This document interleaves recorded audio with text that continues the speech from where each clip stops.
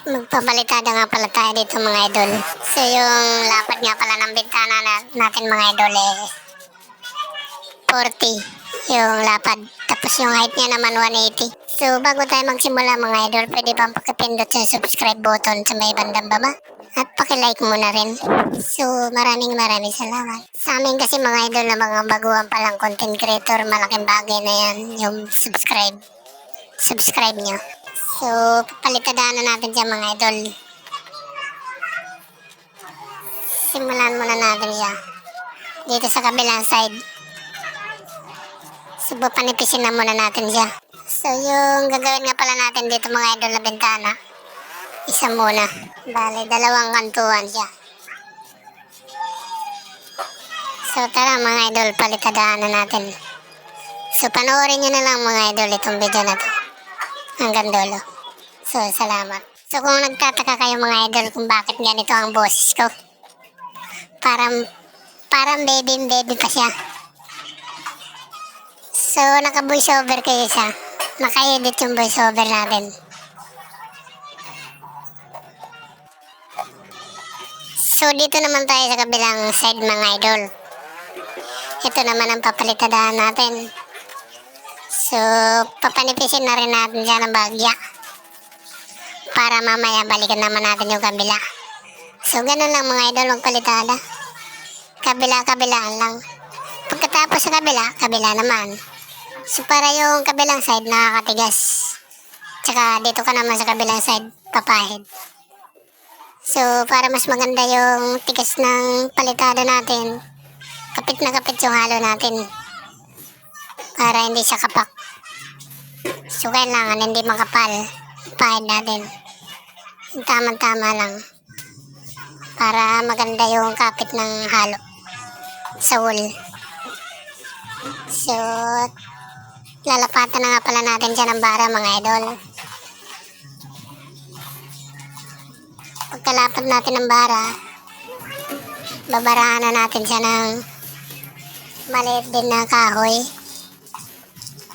So, kailangan mga idol, pag nagbabara kayo mga idol, may guide kayo para hindi kayo maligaw sa tansik. So, kailangan may guide kayo na bara. May guide kayo na bara na mahaba. Tsaka susundan nyo sa dun sa tansik para yung kantuan nyo tuwid na tuwid, hindi baluktot. Kasi pagka hindi kasi tayo gumamit ng ganyan mga idol, doon tayo nadadaya ng palitada. Nangyayari, makikita mo yung palitada natin ng kantuan, parang pinalong sawa. So pagka gumagamit tayo ng bara mga idol, quality ang finish natin yan, pulido. So kasi may guide siya, may guide tayo ng bara. So pagka linagyan natin siya ng guide, susunod na sa din doon sa tansik. So mas maganda siyang tignan kaysa sa walang guide.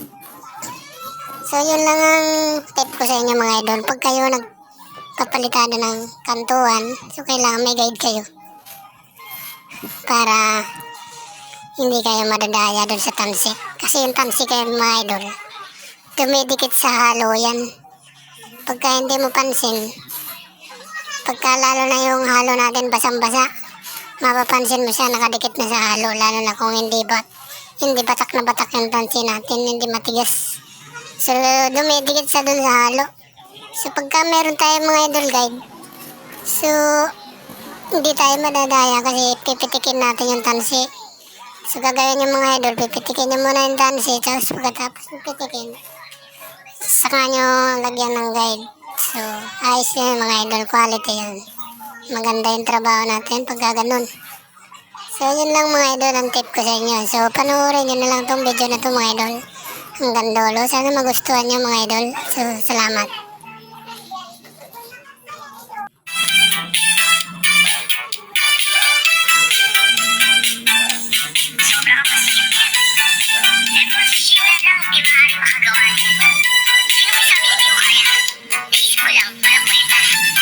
Sabi ko sa'yo, hindi na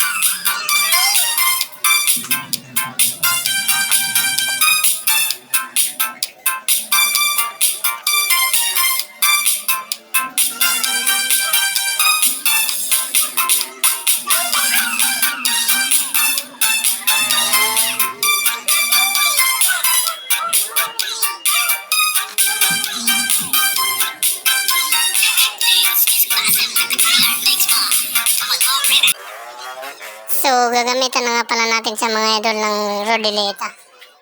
So, itong Rodileta na itong mga idol, ito yung nagpapaganda ng kantuan. So, yan ang trabaho ng Rodileta. So, kung mason ka mga idol, lalo kung baguhan ka pa lang sa, so, dapat meron kang Rodileta.